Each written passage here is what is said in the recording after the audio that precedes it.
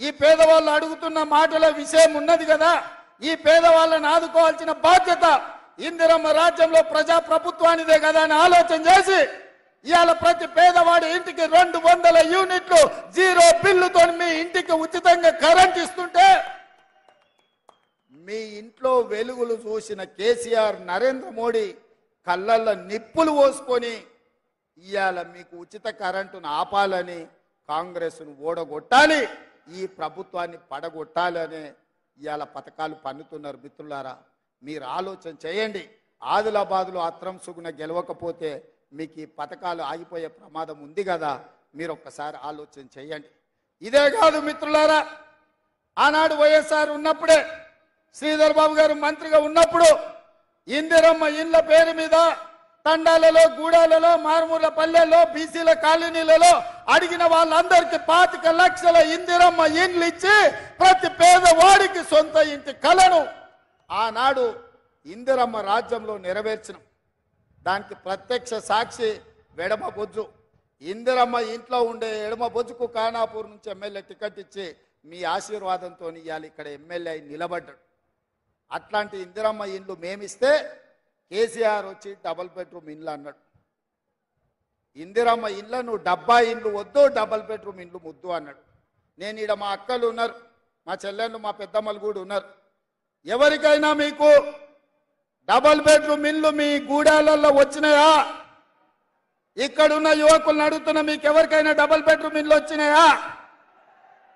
10 ఏళ్ళు మమ్మల్ని పాలించిన కేసీఆర్ ఆదిలాబాద్ జిల్లాలో తండాలలో, గూడాలలో, పేదవాడల్లో ఎవరికి డబుల్ బెడ్రూమ్ ఇండ్లు రాలే. నువ్వు మాత్రం 10 ఎకరాలల్లా పెద్ద భవంతులు నిర్మించుకున్నావు, 1000 ఎకరాలల్లా ఫామ్ హౌజులు కట్టుకున్నావు. జన్వాడలో నీ కొడుకు 1000 కోట్లతోని ఫామ్ హౌస్ కట్టుకున్నాడు. ఈ తెలంగాణను దోసుకొని అప్పుడే ఈ ప్రాంత ప్రజలు మర్చిపోయినని నువ్వు అనుకుంటున్నావా? మరి కాంగ్రెస్ రాగానే పేదవాడి సొంత ఇంటి కళ నెరవేర్చడానికి 4.5 లక్షల ఇండ్లు 22,500 కోట్ల రూపాయలు కేటాయించి ప్రతి పేదవాడికి ఇందిరమ్మ ఇల్లు ఇవ్వడం ద్వారా 5 లక్షల రూపాయలు ఉచితంగా మీ ఇండ్లకు ఇవ్వాలని ఇవాళ మన ప్రభుత్వం నిర్ణయం తీసుకుంటే మీ సొంత ఇంటి కళ నెరవేరుతుందని చెప్పి కడుపులో విషం పెట్టుకొని ఢిల్లీలో ఉండే మోడీ, ఇక్కడ ఉండే కేసీఆర్ విషం కక్కుతుండ్రు. కాంగ్రెస్ను పడగొట్టండి, కాంగ్రెస్ను ఓడగొట్టండి అంటారు. కాంగ్రెస్ను పడగొట్టినా, కాంగ్రెస్ను ఓడగొట్టినా, అత్రం సుగుణ గెలవకపోయినా మీ ఇందిరమ్మ ఇండ్లు 5 లక్షల రూపాయలు ఉచితంగా వచ్చే పథకం ఆగిపోతే నష్టం కేసీఆర్కు, మోడీకు కాదు. నష్టం ఈ పేదలకు, ఇక్కడుండే ఆడబిడ్డలకు, ఇక్కడుండే మా సోదరులకు. ఆర్టీసీ బస్ సాగితే మా అక్కల కష్టం, 500 రూపాయల సిలిండర్ ఆగిపోతే మా పేదోళ్లకు కష్టం, రాజీవ్ ఆరోగ్యశ్రీ ఆగిపోతే కోట్లాది మంది పేదోళ్లకు నష్టం. సొంత ఇంటిలో ఇంటి కరెంటు బిల్లు కట్టాల్సి వస్తే ఇంటికి 1000 రూపాయలు, 2000 రూపాయలు ఇవాళ మీరు బిల్లు కట్టాల్సిన పరిస్థితి వస్తుంది. ఇల్లు రాకపోతే పిల్లగానికి పెళ్ళై కొడుకు కోడలు వస్తే ఇల్లు లేని మొత్తం దివాలా పరిస్థితి ఇవాళ పేదవాళ్ళకు వస్తుంది. అందుకే ఈరోజు 6 గ్యారంటీలలో 5 గ్యారంటీలు అమలు చేసిన ఇందిరమ్మ రాజ్యం మీద, కాంగ్రెస్ ప్రభుత్వం మీద ఢిల్లీలో ఉండే మోడీ, గల్లీలో ఉండే కేసీఆర్ కక్ష కట్టి మన ప్రభుత్వాన్ని, మన పార్టీని ఓడించాలనే ప్రయత్నం చేస్తున్నారు. నేను అడుగుతున్న మీడియా మిత్రుల్ని, మిత్రులారా, కేసీఆర్ 10 ఏళ్ళు ముఖ్యమంత్రి ఉన్నాడు, నరేంద్ర మోడీ 10 ఏళ్ళు ప్రధానమంత్రిగా ఉన్నారు. వాళ్ళు ఇచ్చిన హామీలు అమలు చేయలేదు, ప్రజల్ని మోసం చేసిండ్రు. 2 సార్లు ముఖ్యమంత్రిగా, ప్రధానమంత్రిగా బాధ్యతలు చేపట్టారు.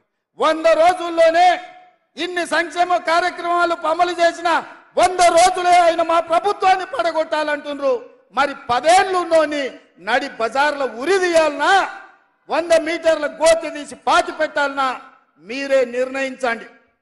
5 ఏళ్ల కోసం ప్రజలు మాకు తీర్పు ఇచ్చారు, 5 ఏళ్ళు పరిపాలించమని అధికారం ఇచ్చారు, 65 సీట్లు ఇచ్చారు.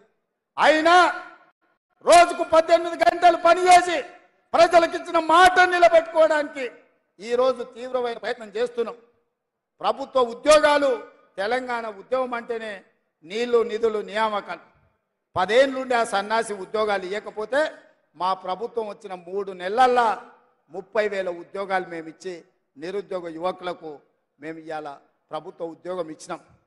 మేము వాళ్ళ ఇంటికి నియామక పత్రాలు పంపిస్తే ఇచ్చిండ్రో ఇయ్యలేదో అని కేసీఆర్ బీజేపీ వాళ్ళు అబద్ధాలు చెప్తారని ఎల్బీ స్టేడియం పిలిపించి 30,000 కుటుంబాలకు నియామక పత్రాలు అందించి వాళ్ళ కళ్ళల్లో ఆనందం చూసి 30,000 ఉద్యోగాలు ఇచ్చిన మా ప్రభుత్వాన్ని పడగొట్టాలంటే నిరుద్యోగ యువకులు చూసుకుంటూ ఉంటారా అని నేను అడుగుతున్నా.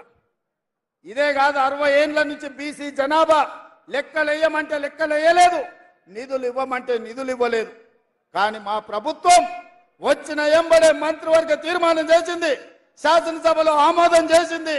ఇవాళ బీసీల జనాభాలు లెక్కలు కట్టి వాళ్ళు ఎంత శాతం ఉంటే అంత శాతం నిధులు వాళ్ళకి ఇవ్వాలని ఇవాళ మా ప్రభుత్వం నిర్ణయం తీసుకున్నది. బలహీన వర్గాల బతుకుల్లో కొంత వెలుగులు నింపాలని అభివృద్ధి పదం వైపు వాళ్ళని నడిపించాలని ప్రయత్నం చేస్తుంటే బీసీల లెక్కలు తెలిస్తే బీసీలకు నిధులు ఇస్తే రాజ్యాధికారంలో వాళ్ళు వాటా అడుగుతారని ఇవాళ ఇక్కడుండే కేసీఆర్ అక్కడుండే నరేంద్ర మోడీ కుట్ర చేసి కాంగ్రెస్ పార్టీని దొంగ దెబ్బ తీయాలని ఆలోచన చేస్తారు. అందుకే మిత్రులారా, మీరు మోడీకి ఓటేసినా కేసీఆర్కి ఓటేసినా ఒక్కటే, వీళ్ళిద్దరు ఒక్కటే తోడు దొంగలు. ఈ తోడు దొంగలలో ఒక దొంగను డిసెంబర్ నాడు బండకేసి కొట్టిర్రు, రెండో దొంగను వచ్చే నెల మీరు గోడకేసి కొట్టాలి.